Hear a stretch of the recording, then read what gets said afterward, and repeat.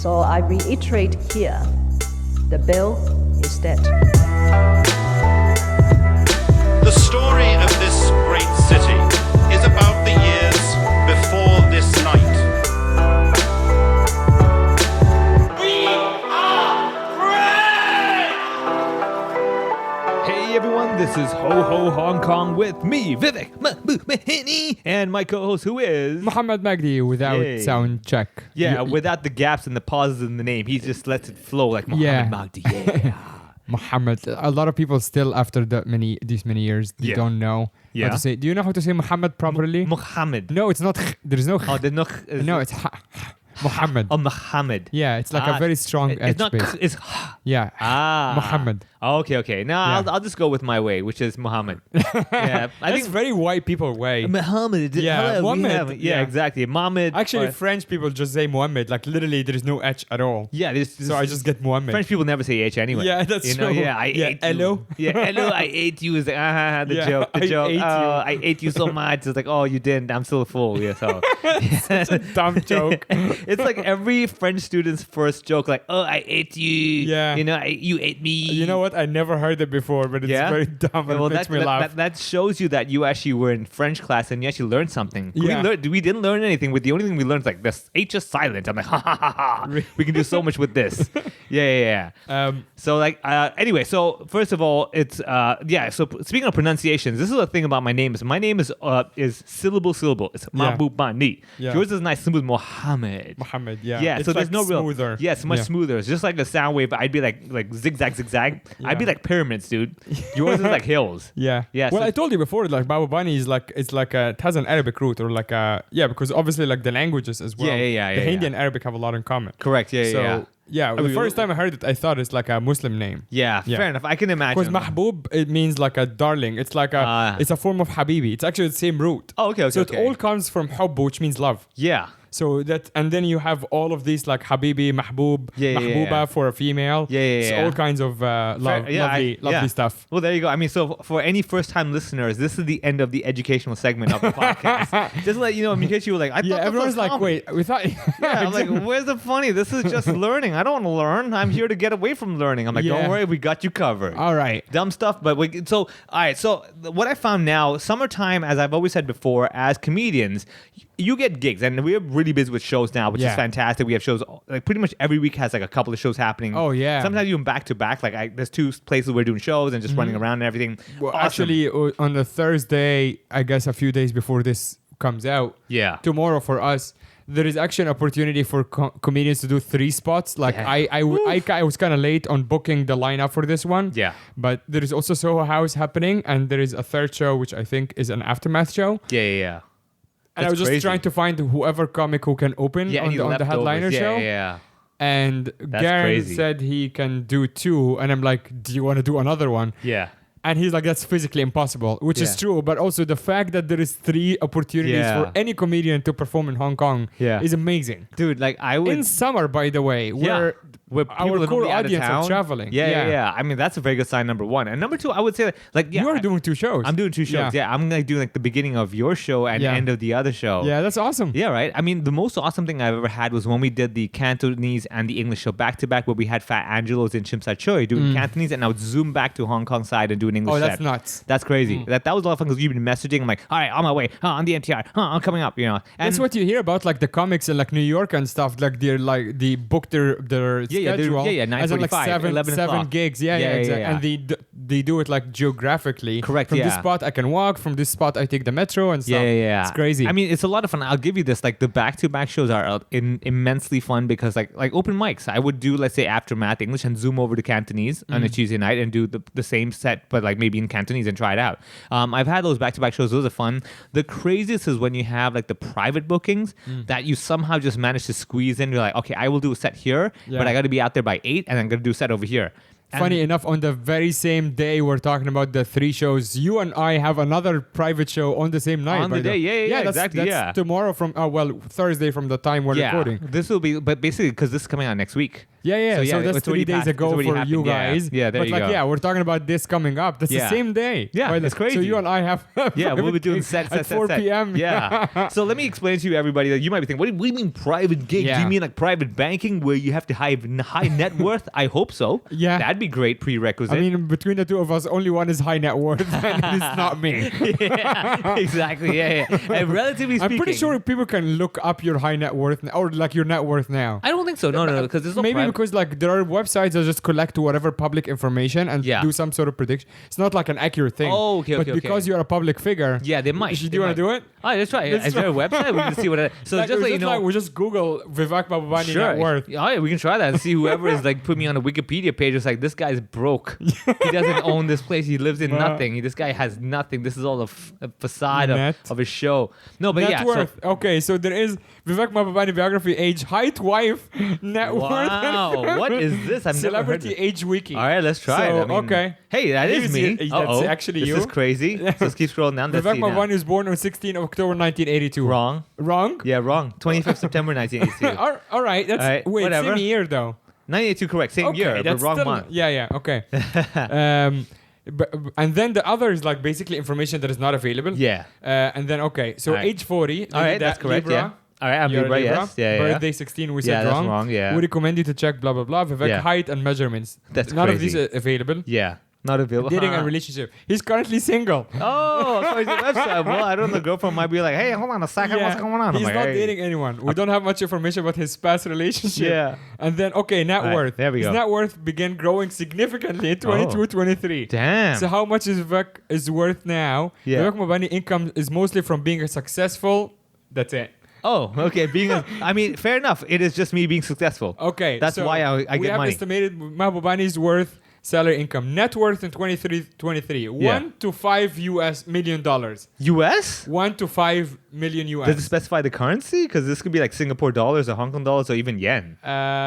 I mean, it just has like the US dollar sign. Oh, yeah. So It's I a feel normal like- dollar sign. Well, 1 to 5 is a very wide range. Yeah, that's But crazy. the fact that if you're worth even $1 million, Yeah, I'll think take that it. puts you.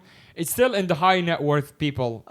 If you're And saying on like, average. let's just say 1 million US dollars, that's like 7 million Hong Kong dollars. Now, technically, I do have this apartment, so Yeah. I'm already covered there. Yeah, there you go. That's your Yeah, net right worth. over there. Oh, there Yeah. you go. Hey, maybe that's what they did. That's bare minimum homework, You people. found, but they probably got it from the Probably, from- yeah, the land the search or public, whatever. yeah, Yeah, exactly. Okay, well, there you go. I mean, I guess I am higher net worth than a lot of other people. Yeah. Yeah, I mean, I'll if you take it. are, I mean, I'm sure for our listeners, some of them are higher net worth people. Fair enough. Yeah, that's okay. I mean, at the end of the day, Well, look, I am very not.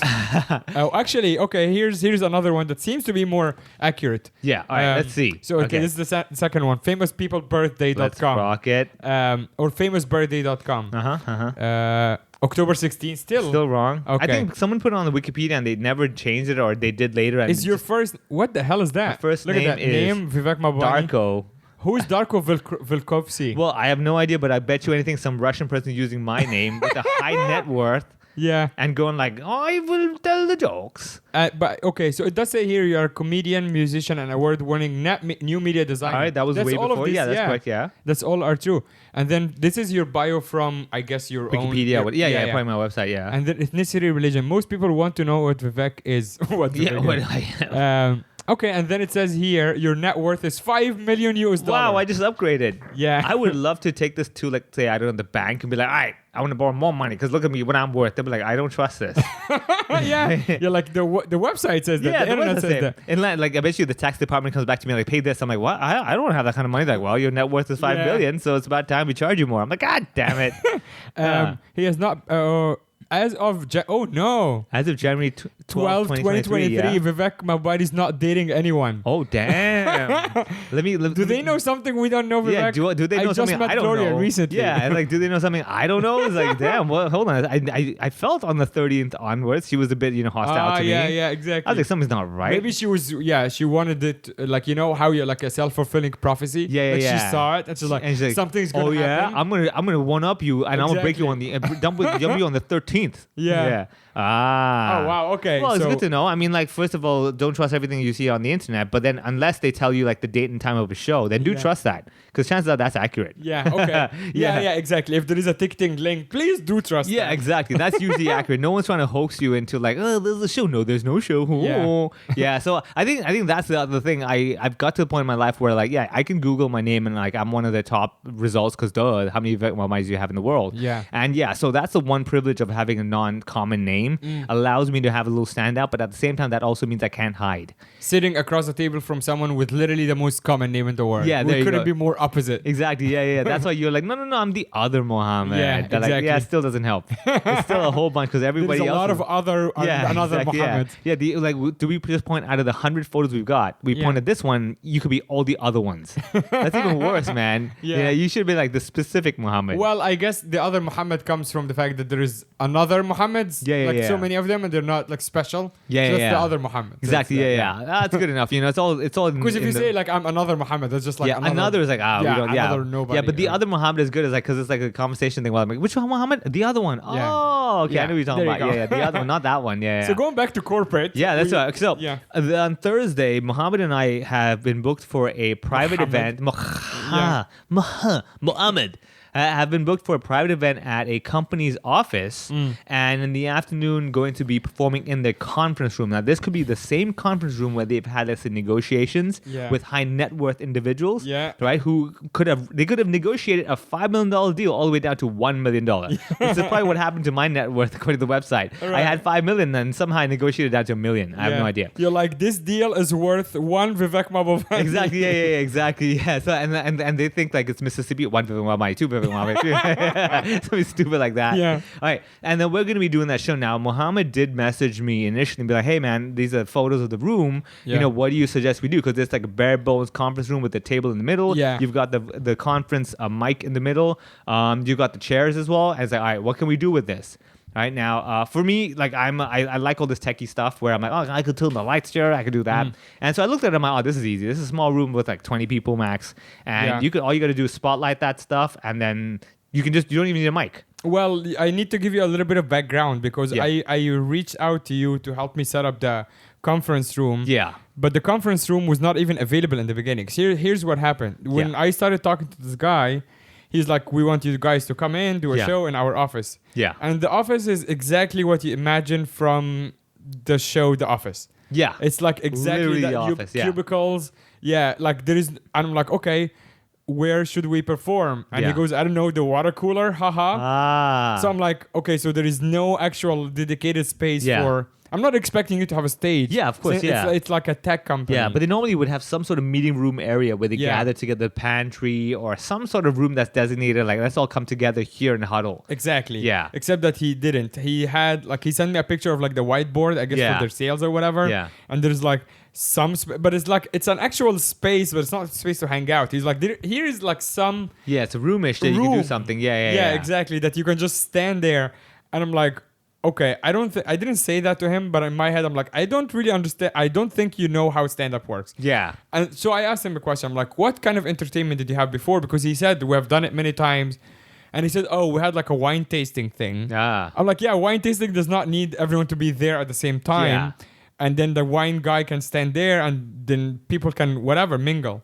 So in his head, he was expecting a comedian to maybe stand at like that whiteboard Some or whatever corner and be like, or a corner, and here's then, a joke. Exactly. Yeah. And then people are just in their own cubicles or kind of like huddling over like a football team. They're sticking their head out over the cubicles like, what's going on? And I'm like, listen, man, as much as I would like your business, this is not a situation where it's going to be a bad show. Yeah. This is a situation where it's going to be no show. As someone who cares about their brand and the reputation, I'm going to have to say, you have to find a space. I actually called him and I said, hey, how about you get the team out to a bar that I will arrange in the afternoon. I will get the bar staff. Yeah. And then we can do the show there. Yeah. It goes, no, the whole idea is that like we have a work from home policy and I'm trying to get people to love the office more. So this is why there's entertainment. I'm like, fair enough.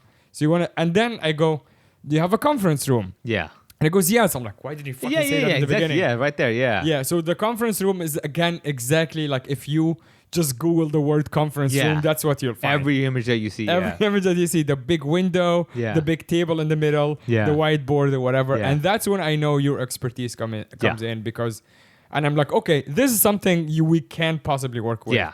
And then you said...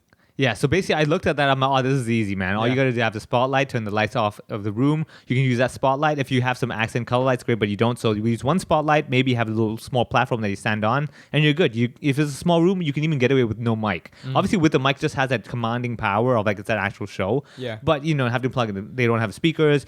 Bring your own little speakers, and mic is like overkill for a small gig like that. First of all, budget's not there. Second of all, it's like the amount of prep work is like, come on, this is not necessary. So yeah, I spoke to you about that. I'm like, yeah, just do this, da. Yeah. And so I remember you saying, hey, can I borrow your spotlight? I'm like, yeah, no problem. Just take it. I'm not using that day. Just put it there. Here's a tripod. Get it done. Sure. And then, yeah, I think after that, you went about your own way. And I forget how we started talking. And I was talking to you about that. I'm like, oh, why don't you think about this where you can tell them, hey, these are the options you have. Yeah. And me with my business mindset of like upsell everything. I was like, hey, why don't you even give them an option of, hey, if you want, we can get Bill Albani and come perform over there. Of course. Yeah, of course. Yeah, like, hey, throw it in there, right? And then somehow it just worked out. It did work out because I was still in the process of booking whoever is doing the gig with me. Yeah. So I actually had not really offered it to anybody anyway. Yeah, so it's easier that way rather than like, oh, I'm sorry, the gig's gone. Sure. Yeah, you don't want to do that. Course. Yeah. I wouldn't have done that. But the point is that like, it is cool that we get to do these corporate shows and the private shows, which again, like for the people, as you said, are different from like a public show. Oh yeah. Basically, with corporate shows, number one, you're doing office hours. So first of all, they're not obliged to come to the show. They might be like, "What's going on? I don't want to. I'm busy. I got this email. I'll peek in and see what's going on." The other one is where the boss says, "Hey, come on over for an hour. We're gonna have a little gathering together, have some comedy." So they know 3 to 4 p.m. it's our time together, and the pressure is on because now the boss has stopped them from basically doing their work. Come together, and it's like, "All right, you making me not work. If I have to work overtime, I'll kill you."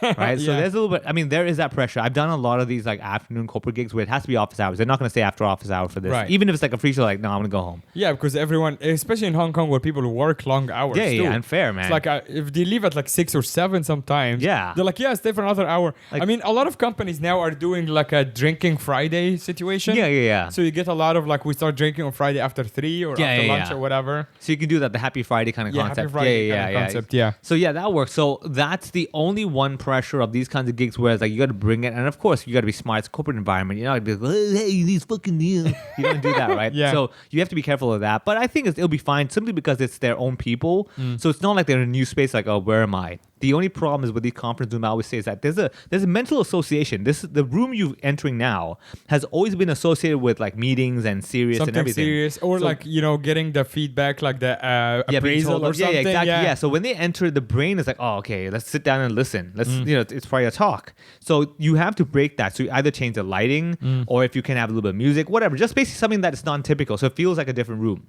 Obviously, we had some color lights, even better. But let's not push it too hard. So yeah, that one. And I remember talking to you about it. I was like, hey, if they have a little bit more budget, then we can say give them an option. It's either option A, which is the standard, or option B, if you have a bit more budget, you can get Vivek here and we'll do a set as well. Yeah. And we worked it out. I remember you talking to them and they're like, okay, we can work this out. Why not, right? Yeah. So it did work out. Yeah, it did work out. So now they have like pretty much like 2 comics coming to They have 100% of the podcast. Yeah, exactly. If they murder us there will be no podcast. Yeah, there'll be no Hong Kong. Because if they kill one of us, if I go by myself and they kill me, you can still like carry the podcast. Yeah, exactly. Yeah, still there. Own. Yeah. Yeah, but if they kill both of us, then that's it. So I mean, that's why we're going to be traveling there in separate cars, just for safety's sake. For everyone listening here, it's for you people. Yeah. We could have shared and one we do car. have Patreons who support us with money and expect something back, or at least they support us being nice.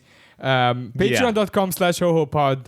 We have bonus episodes every single week. We don't miss a week on Patreon, and it has been running for years as well. Really cool stuff.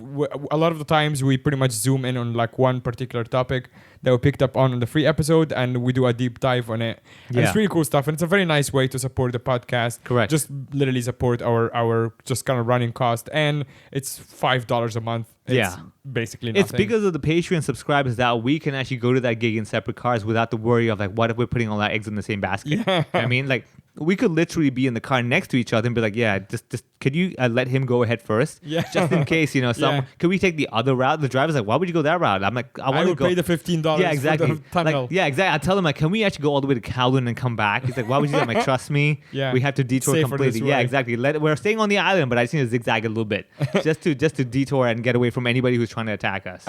If you are listening or you have been listening for a while, or if you like what you're listening to, please consider supporting the podcast on Patreon. Patreon.com/HoHoPod. So back. This seems like a commercial break. Back to the podcast. Hey, all right. So speaking of which, so now this is the thing I always tell people. A lot of times, when I talk about the corporate gigs, honestly, I've done a lot of them to the point that I am pretty confident as in I can walk into any room and be like, all right, okay, I know what we need to do with this, or what can we do, what we cannot do, or how should we adjust it.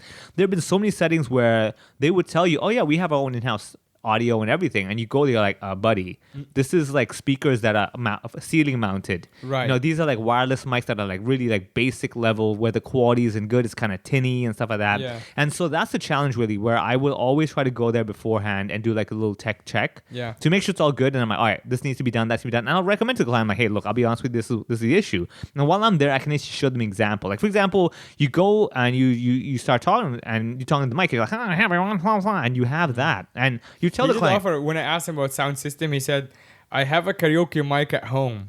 I'm like, oh, like, God. I don't think so, man. No. So there's a few options. Again, with a small room like that, you really can get away without the mic. I think so too. You know, there's that as well. But I mean, I'm still trying to put everything together and see if it's possible to take a little thing with the small Bluetooth speaker, just for the feeling, for the option as well. Yeah, for the option. Also, just the idea that there is a handheld mic being fed into this, so they're like, oh, this is a show. You know, so small things like that. But yeah, so corporate gigs, I would say the first thing I always tell people is that I need to know what it is you're trying to achieve.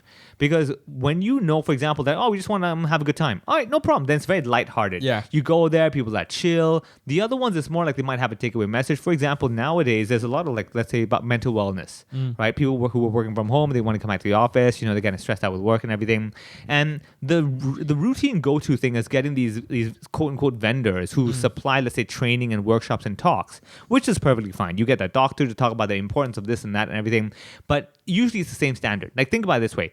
Let's say you're a boss, right? And you want your staff to be, you know, happier. And you obviously invite an expert who knows all these different tips and techniques. They come over and talk about the importance of happiness, how statistically speaking, you know, if you're happier, you work better, all that stuff. And then they show you, so these are the techniques. Now, it's more like a learning session, which is okay. But the problem is that when you do 1 or 2 or 3 or 5 of these workshops, that's why you're like, what new technique am I learning now, right?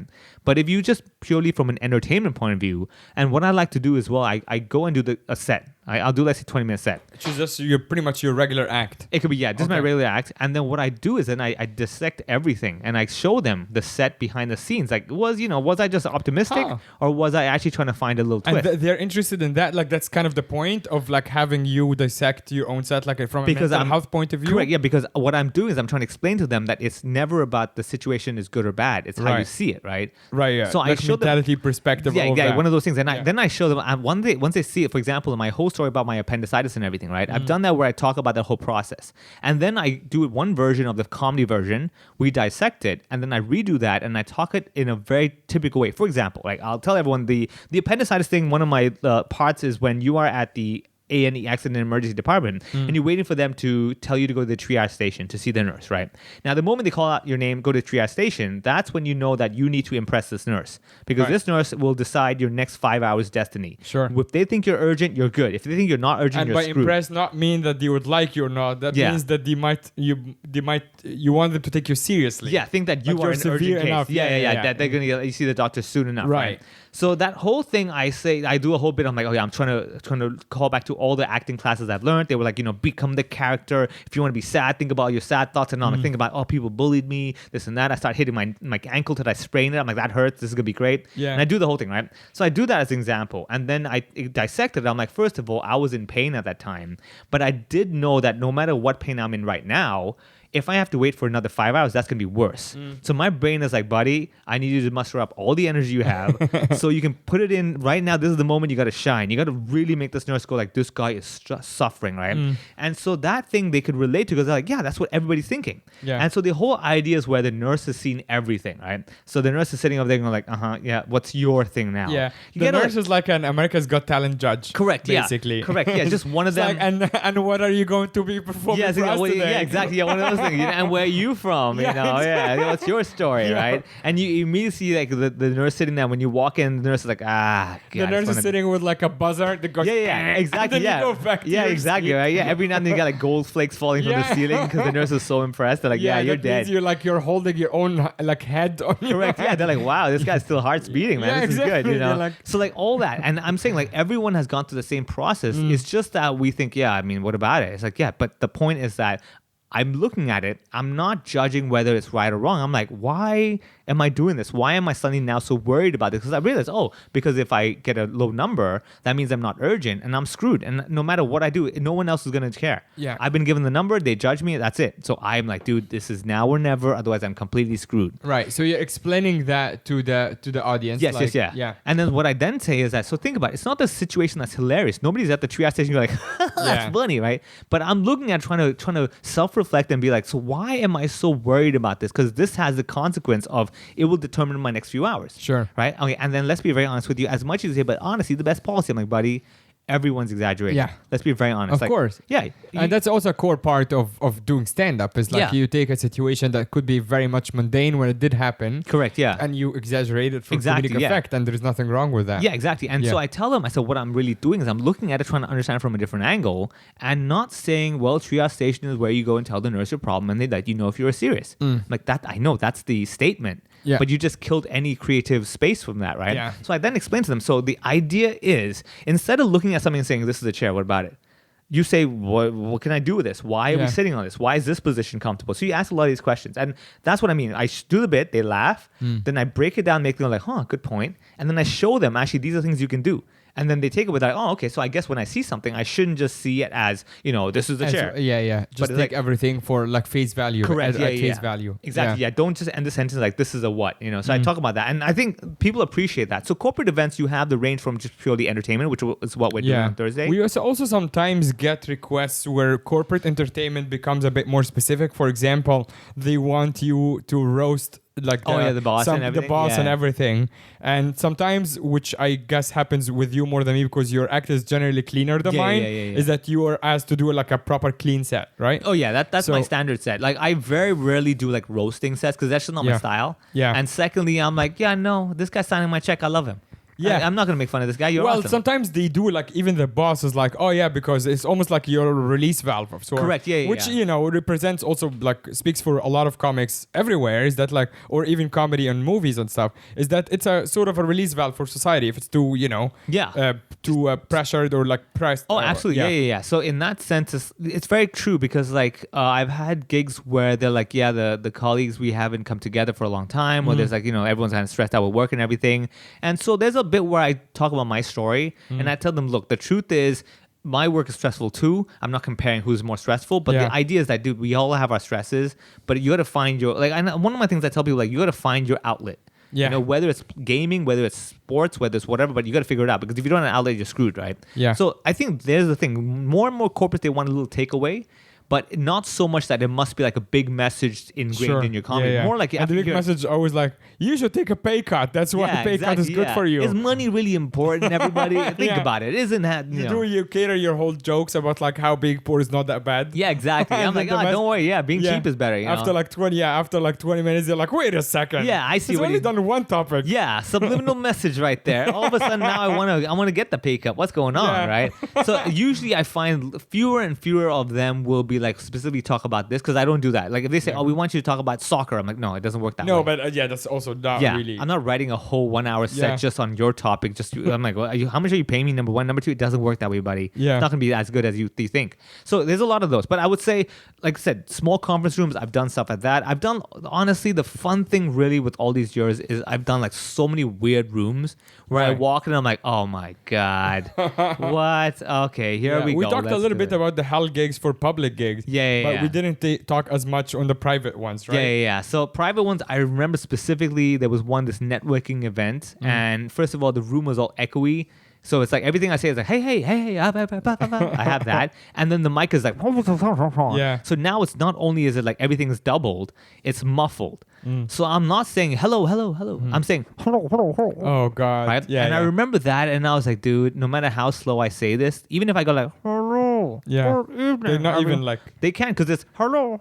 Yeah. Good evening. And I imagine a lot of them are not even paying attention to you. Oh, for sure. These Yeah. are networking events. They're not there for you. They're here to exchange business cards. But you're getting paid, so whatever. You learn, Yeah. So I've done those gigs where I'm like, oh man, I should have. Oh, next time I'm going to come and check the stuff first. So that's taught me a lot. But again, I love the crazy rooms Yeah. where it's like you go and you're like, oh my God. But it seems in general that like people are like corporates or companies are tending more to have comedy than before. Yes. Because before, like the classic kind of company party entertainment was either drinking, or bringing a magician, maybe. Yeah, that's exactly, easy, yeah. some sort, or even like a band of sorts, Usually, yeah. something like that, or like a lot of catering. But now the companies are becoming more aware of like. First of all, the entertainment options in the city. Yeah. It's like you can't just like fool your employees by bringing some guys Some like random- doing magic tricks. Yeah. No disrespect to Stuart. And, yeah. But like, I think not just because it's our line of work, but like doing comedy for a company event sounds like such a cool thing to do with It is. I mean, like, Yeah. if you're able to handle, let's be honest, like, Mohammed, you must know, like, for example, some people's sets, you're like, yeah, that won't fly. Even if the company's Oh, like, definitely. oh, Yeah. we're open to everything. Like, trust me, buddy, this environment is not suitable for this kind of comedy. Yes. And as much as you might say, no, we're all buddies, I'm like, it's just, you don't want to create that because everyone's like, I shouldn't, is that right? Yeah. Yeah, if you're at a comedy show, it's like, oh, it's not my fault. I'm here to laugh. But the company's like, should you have brought that in? And that's the challenge I would say, like, it's a different beast to play with, So even for you, for example, like, I'm guessing from a corporate/private event point of view, would you say like how many gigs have you done that you can recall? Over the years, I don't know, 50 maybe. Yeah, there you go. So Yeah. then you've seen like a good diversity Yeah. of like different ranges of stuff, going from the annual dinners to like the private rooms and everything like that. Yeah. So the hardest thing I would say is that you've got the boss who's over enthusiastic, Yeah. but the staff who's not. And I've had those where the boss is like, all right, guys, we're going to have a great time. And the staff is like, I don't want to be here. Yeah, but You know? that also, from my experience, that usually means like the boss. Like there is something already wrong in that relationship. He doesn't know his team or she doesn't He doesn't know his team, or exactly, he's kind of a dick and he's just trying to overcompensate or something like that. Something like that. Or it's more like the boss is like, oh, I love this, so I think they're gonna love it as well. Exactly. You have Yes. those, you have those. And I always tell people, that's why now I very often talk to the staff and everything. Like basically when we discuss it, I'm like, well, what is this for? They're like, oh, it's really this one to thank the team for hard year of work. And I'm like, okay. Can I know about your company? Like what type of people you have? So for example, I found that a lot of times they may think, oh, this is too comedy. I'm like, if you have like a team that's more, let's say, local Chinese, having comedy is great, but like forcing them to sit for like half an hour after a long day, they're like, I want to eat my dinner and I'm good, Yeah, and I want to go back to my wife. Yeah, or I want to go like back home or whatever, Yeah. right? And I tell them, I said, look, I tell you what, instead of doing, let's say, half an hour of comedy, I would recommend maybe doing 10, 15 minutes and then do like a little interactive quiz or whatever. Now he's like, what do you mean? I'm like, let's say Kahoot, whatever. And he's like, no, we do that for training. I'm like, trust me. When you do training, it's like, okay, what's the most important rule you have to observe? It's like, no. This is not a quiz trying to check if you learned anything in the session. This is more like, let's turn it into a game show. And time again, I found is that interactiveness, because everyone's here, they had a good laugh. Now I've won them over, right? And then we do the game and the competitiveness, because I turn it into like, oh, look at who's at the lead. Oh, what's going to happen? And that whole thing makes everyone go like, this is okay. This is another level, right? Yeah. And the last thing I would say, because when you're playing this game, every question gives you the scoreboard, okay? But the scoreboard has nicknames, which means you don't know who is who. Right. But they're all in the room, right? Yeah. Now, finally, when the final score comes up, the top 3 comes up. Then you reveal who is that champion? Yeah. And that moment, dude, that person who wins, it stands up. I was like, wow. That's awesome. Are you serious? Yeah. And that person's like, And sometimes it's like the nerdy person who doesn't talk right? much You or would have whatever. never imagined it. And like, oh my God, what? The janitor, and all of a sudden now it just got everyone in. Right. Because I always say what the simple technique to pull your team together is make them either solve a problem together or just doing something together. Now, sitting and watching a show is great because you're enjoying the show together, but you're passive still. But actively participating in a quiz or whatever, then they're like, I'm really invested in this. So these are, like, so when I talk to them, I'm like, look, I know you're thinking I want them to laugh and have a good time, but I'm like, trust me, from my experience, I think they might benefit more from this, like that. Right. Yeah. So I think those are the fun things I've done long enough where I'm like, I can sense that this will not be a crowd to sit for half an hour or 1 hour. Yeah, and I think also companies now are becoming more receptive to like feedback from like, as in like just like I was saying with this current client. Yeah. When I go like, we can do it and I'm gonna have no questions and no problems, but it's not gonna be a good show. Yeah. And they start to trust the producers and the comedians more now. They're like, oh yeah, they know what they're doing, so we should like try to listen to them. I think the fact that we have clearly performed so much that they're like, these guys should know what they're talking about. Like, I have to trust them because, you would know that, trust me, it sounds great on paper, but it's not going to work. Yeah. Small things like that. So I've had, like, a lot of times people are like, oh, we'll make it like a surprise thing. They would have no idea you're a comedian. You start talking and they're like, what's going on? I'm like, no. Because they were like, I don't want to laugh because I better not laugh. No, and it's so different because you hear sometimes, or even like in movies or whatever, like if some musician shows up and it's a surprise, it's always the same thing. People are talking and it's like that chatter sound. Yeah. Someone will start to playing a thing and then they stop, like slowly it dies out and then they're like, oh my God, someone is playing. This is amazing. Yeah. That does not happen with comedy, and it's not how it works at all. We're not hitting imagine with one the same punchline. thing. Imagine the same thing. It's like a room of chatting people, and you're like the surprise. Yeah. Even if you are Jerry Seinfeld, right? Yeah. Still. But like the first 3 minutes is gonna be brutal because by the time people realize what is happening, who that person was, whether he's famous or not. And then they're like, now they want to listen. He's already in the middle of a bit. Yeah. And then I probably missed that anyway. Exactly. You missed that anyway. And then you're like maybe finding a chair. And then there's a lot of like chairs moving. Yeah. Come on over, guys. Come on. Yeah. Oh, that's it's terrible. not how it works at all. Yeah. And like when you start off and you're already telling a bunch of people who've never seen or don't know you, you're like, come on, move your chair. They're like, who the fuck are you? Exactly. Who are you? Yeah, you don't work for me. I'm like, no, I'm a district manager. Like, who the hell is this random guy telling me to move a chair? Yeah. I have an assistant, So there's a lot of those. Actually, I found it even like when I was emceeing Garen's wedding, pretty much I know everyone. There's like 100 people. There's some obviously his family or Cassie's family who I didn't know personally, but they knew who I was, and I was like emceeing. And even then, it was like it took me like a few minutes to get them to respect my authority, basically. Yeah. And they did like pretty much right away after, but it took a few minutes because even though they know I am the MC, they're like, okay, but why do we have to listen to you? I'll let someone and else it's psychological, right? Oh, yeah. So you have to be like, like make fun of people in the beginning or like call people name that I know on their table is something that I did a couple of times. I'm like, oh, hey, person there. They're like, oh, shit, he knows. Oh, yeah, he's pointing me out. Oh, exactly. Damn. Yeah, stuff like that. Yeah. But it's all... It's different when it comes to not knowing anyone in the room. Obviously. It's more difficult. Yeah, it's more difficult, and also to let them know who you are. Now, I do have the benefit. It's very rare now I'll go into like a corporate event and nobody knows who I am. Right. It's very rare now. So usually one's like, oh, that guy, or they'll have oh, this guy looks familiar. I'm like, oh, yes, something like that. So I get that benefit already. But before, definitely you have to walk in. I bought dosa from him the other day. Yeah, exactly. Yeah. Wasn't that the guy? So I've had also, so I'll give you an example. Like this one gig I had to do where they will play a video clip of myself from Instagram, right? And then so what happens is, they play the video and the doors suddenly open and I walk in. I'm like, hey, everyone, what's up? Oh, that's fun. So that's your elevator video? Yeah. The lift button. And then that's your cue to come in? Yeah, the lift button finishes. They basically turn off the video and the doors open. Bam! I'm like, whoa! Hey, everyone. Oh, that's awesome. Right? And I get into route and then I have to basically like walk up to the stage. Now the stage has steps and everyone's looking at me. Now I have to make sure not to lose eye contact with them. So what I do is I walk up the steps backwards. Right? So I'm still looking at them. Hey, blah, blah, blah, doing that. And to me, I was like, these small things that I've learned that if I'm like, hey everyone, okay, let's start the show, and I run to the stage, you automatically lost their attention because like that 2 seconds time, they're like, oh, he's turned back to me, whatever, right? Yeah. But if I'm holding it on, I'm like, all right, are you guys ready for the show? Da, da, da. And I keep looking at them like, yeah, go. So these small things. The moment I walk in the room, I'm like, oh, okay, I know what I have to do now. Yeah. You know? But the cool thing is that I remember that gig is that I was on the left side of the audience. They opened the door I'm on the left side, right? They opened it up, bam, I'm like, oh, look to your left, it's me, Yeah. in 3D, right? Stuff like that, and then. They were like, oh, okay, this is really happening now. So they didn't actually. You were an actual surprise. I was an actual surprise. Wow. They had no idea that I was going to be one of the guests over there.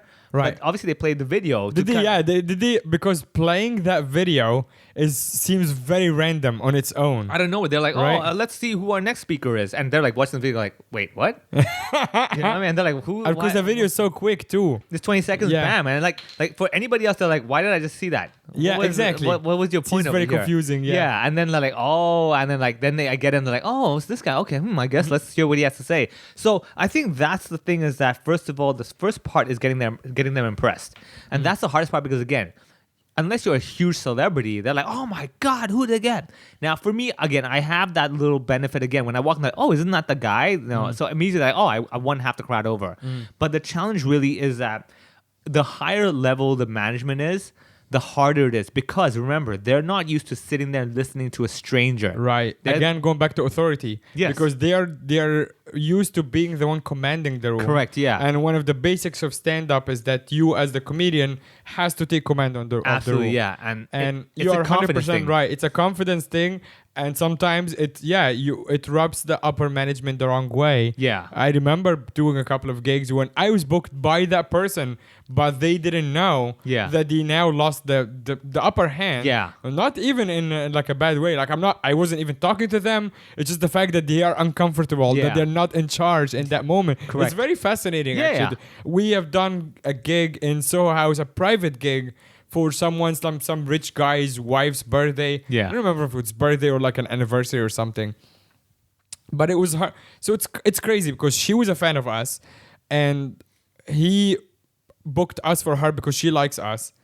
But then she also realized the spotlight is not on her anymore. Yeah. So while she was trying to enjoy the show, she was also trying to make it about herself. Yeah. And she just kept moving from table to table, going.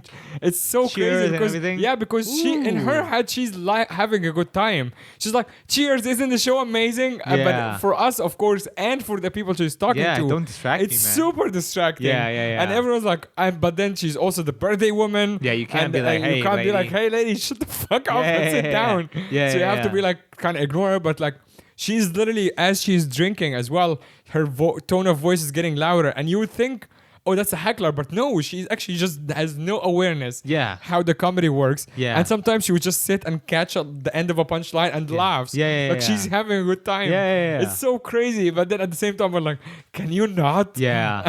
I mean, you're gonna get those. Like I said, for example, similar concept. Yeah. I've done these like basically client relationship events. So what it is that let's say you are in charge of let's use a bank, okay? So banks have relationship managers and stuff with their clients, right? And then they invite their clients, hey, we want to bring you out for a dinner and some entertainment. Just wanted to connect again. And so they'll book like a venue, right? A space, and they'll have let's say table. So each table will have one relationship manager who's got all his clients in the table, and this next one of her clients are over there. So basically, she's in charge of that table to make sure they're all having a good time, Right. connect with them, and talk a little bit. Hey, we have this new little plan if you want to think about it. Now they brought them out, and you're performing. Now remember, the RM, the relationship manager, has now invited these people to come to a show, and if you bomb, everyone's gonna be like, "Oh, you have bad taste." Exactly. Yeah, right? So they're stressed I out. can't even trust you with my money anymore. Yeah, exactly. I trusted you with my time and you fucked it up. Yeah, exactly. Yeah. Oh my god, I left a bad taste and everything. So you can definitely sense the relationship manager RMs. Basically, when the show's going on, they try a little bit hard of showing that they're having a good time. Right. And they're smiling like, that kind of thing. Right, And- guys? Yeah, right. Maybe this guy gets it. One Yeah. of those. And I do appreciate it because they're like, dude, I need this to be a They're great show. helping you. Yeah. And all the laws of persuasion and everything will show that when you have this one person taking the lead, everyone's like, you Yeah. know, it just builds the whole. It's crazy because I'm in the back, obviously producing shows for backstage. I'm in the back of the room most of the time, and it's almost always especially with people who are sitting like in couples, particularly, they almost always check with each other if the other person is, and it happens automatically. Yeah. It's so crazy because like, that's funny, right? It's like it's like a you need that acknowledgement. Yeah. Or you want to be like, right. Yeah. It's one of the. But sometimes also it's like so funny because like a comic would say something that is. Of course, it's very subjective. So sometimes the one person loves it and the other person like either doesn't get it or actually hates it. Or just smiles at best, right? Or just smiles at best. And then you see the person who's laughing harder, like toning it down. They're like, It's a Will Smith, Jada Smith thing. All right, exactly. You know what I mean? Like, that's exactly it. Oh, shit. I laughed too soon. Yeah. So I totally get it. I totally understand that. So that's what I mean. Like these kinds of gigs, it really like pushes you on the spotlight where you're like, dude, if you bomb, this is not a matter of these people not laughing. This is like, dude, you're going to ruin people's livelihoods and stuff as well. So there's a lot of those pressures. Hence what I mean by the corporate gig game is a very different game, but it's cool because then you learn how to play with that crowd. Like you're like, okay, I see what's happening here. For example, that's the crowd where if you play with the relationship manager that is playful, that's good because that shows, hey, I'm a cool person, right? Work with me, it's all fun. I can take a joke, but then every now and then you also have the relationship managers kind of like, dude, don't, buddy, like I need to be authority here. Me in front of so you have to be careful with that. So I remember I did like a bank thing, and they wanted me. I was the MC, and they wanted me to basically in the beginning introduce the bank to the audience again. Now these are all clients of the bank, and in my head I'm like, why do you want me to tell you about the bank that you're banking at? You should know this, right? So I go up there and they gave me a whole paragraph of stuff. I'm like, guys, this is going to be very dead boring. They're like, I know, but the boss wants to. I was like, all right, no problem. I'll do whatever magic I can. So I'm up with them. Hey, everyone, just in case you have so much money you can't keep track where you put it, let me tell you why this bank is where you want to put your cash. Right. Let me explain to you. This is official. This is compliance approved. The lawyer said this is what we do. All right. Now, this bank helps you invest your money. Oh, something you don't want to do yourself because there's a risk involved. So I'm commenting on everything, hopefully making a joke out of it. Because again, it's like this helps invest your money with twofold returns. We have been voted the best bank of in Asia. I'm like, come on, man, Yeah, it's very dull. Yeah, it's very dull. So I told them, I said, look, I'm going to try to put a spin on it. I will not insult it, but I'm going to have a little play with it, right? They're like, we'll trust your judgment and everything. Yeah. Now, I was doing that whole thing, and I remember that in the front table had the main CEO of this department or whatever, right? And the CEO in the beginning was like, here's the bank. Like, yes, this is our bank, right? Let me tell you what's so good about the bank. The CEO was like, yes, tell me. Yeah. And then I start going like, so this bank helps you invest your money. Oh, so thankful you don't just put it over there. They do something with it. Yeah, I like that. The CEO's, and you can see me, he's like, what's going on? Wait, what's going on? This is not. Yeah, hold on. it's off script. Yeah. Who approved this? Like, this is not what I'm used to. I'm used to everyone reading that same script. I know the script. Why is this going off, right? And even when what you're saying is not negative at all. No, not negative. But you can sense a bit like, whoa, hold on, wait, I've never does not compute, right? And I'm over there, and they do that, and they've been voted the best of that. That means a lot of people are jealous. They walk around with your card, stick it out of your pocket. Oh, where do you bank? Right? You do that, and I'm joking a little bit about that. Eventually, you see the CEO kind of like, okay, this is working. People are smiling. I can live with this, right? And that there's a click. There's a click of like, wait a second, this is actually working. Much like imagine you're, let's say, cruising on a ship, right? And it's like rocky. You're like, I don't know, man. Guys, like, trust me.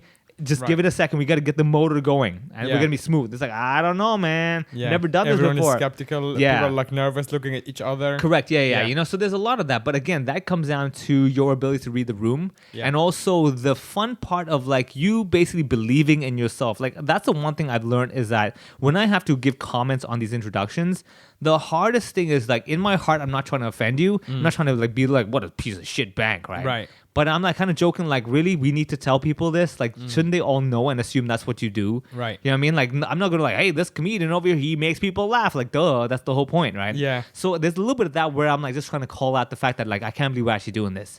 Well, what is the best industry you like to do corporate shows for? For me, it ranges. Like, I get bored really soon of the same industry. Like for example, with the finance, is usually like they're ready to play hard, and I like finance because they want to have a good time. Yes, right. I actually agree with that. Yeah, and they need to have a good time. They're telling their staff like, buddy, they're the most stressed usually, even more than lawyers. Yeah, absolutely. Like I've done a couple of like law firms because.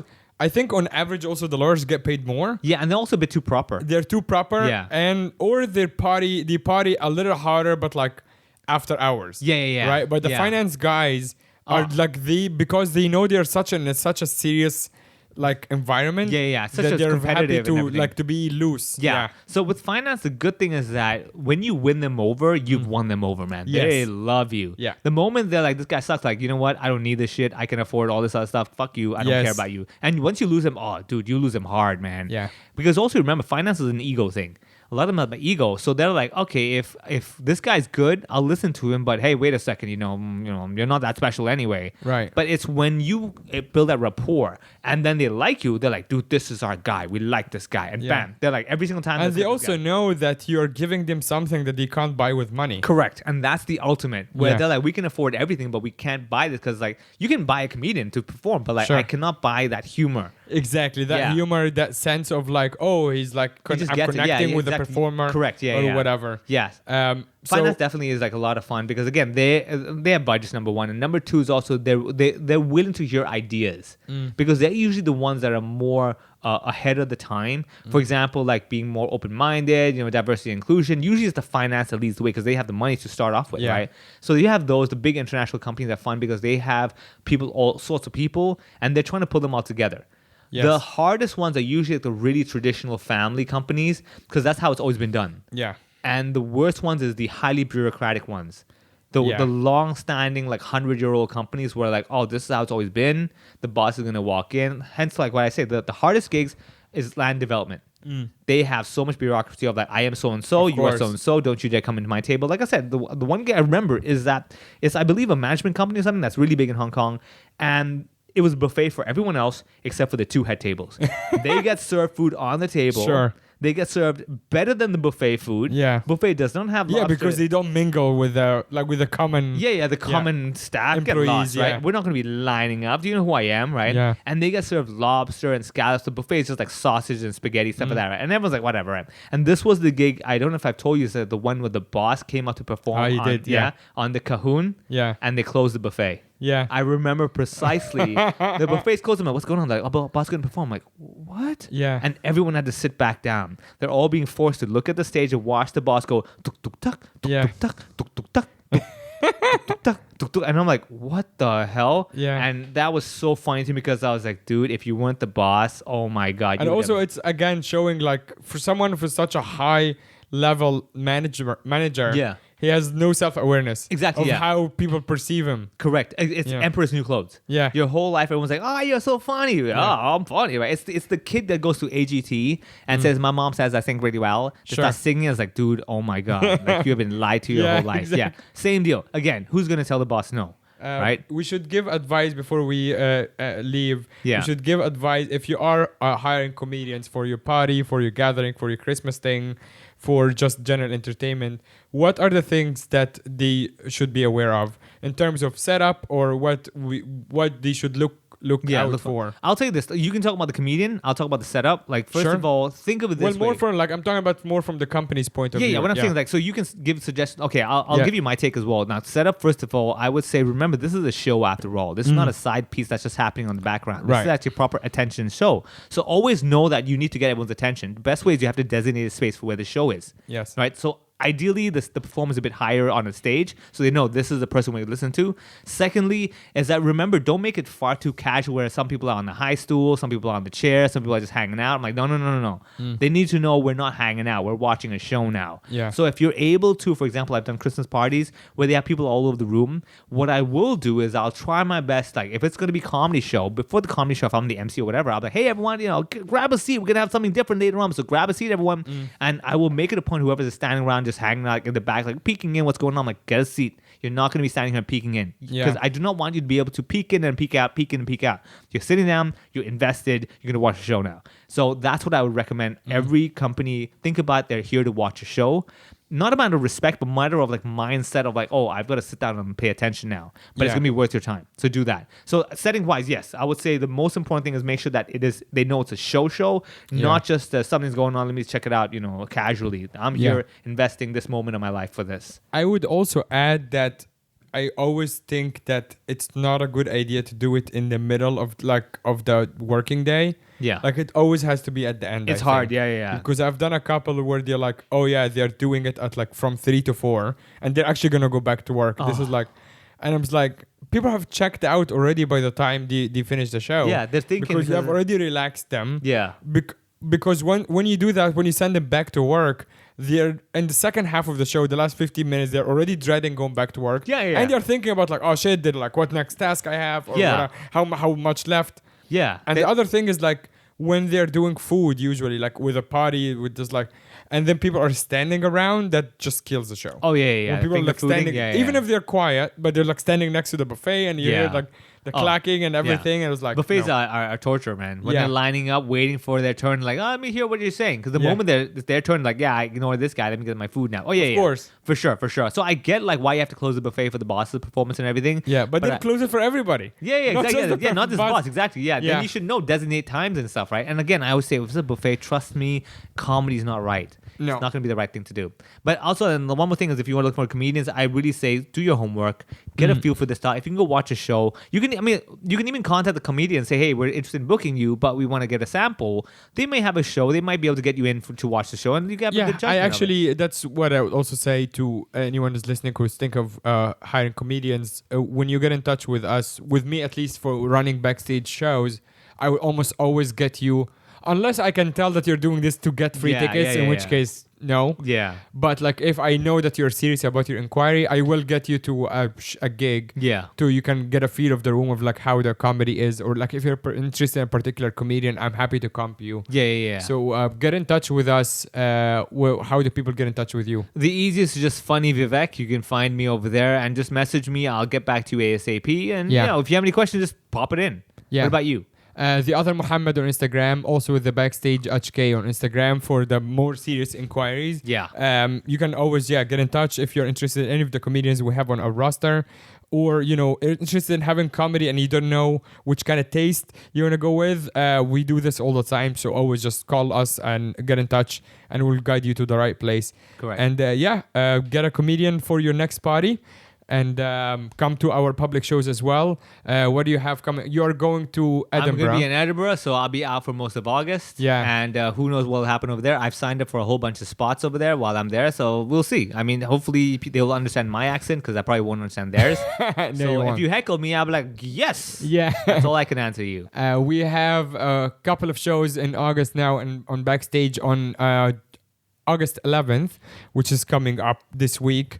We have the biggest Hong Kong as fuck to date. Hong Kong as fuck is a Garen game show that we've done a bunch of versions of, and now we're bringing it to Base Hall where Backstage Comedy is, and we're just doing a very big kind of like a blown out version of it. We're doing a bunch of games and cool stuff, giving away merchandise and all of that. So do check out Hong Kong as fuck on Friday, August 11th, and then we have on the 26th a showcase with basically a bunch of headliners, including Ben Quinlan, Tim Toe, Steve Lee, and someone else I'm forgetting. But it will be really fun. Come check out a live show, and always support live comedy. Nice. See ya.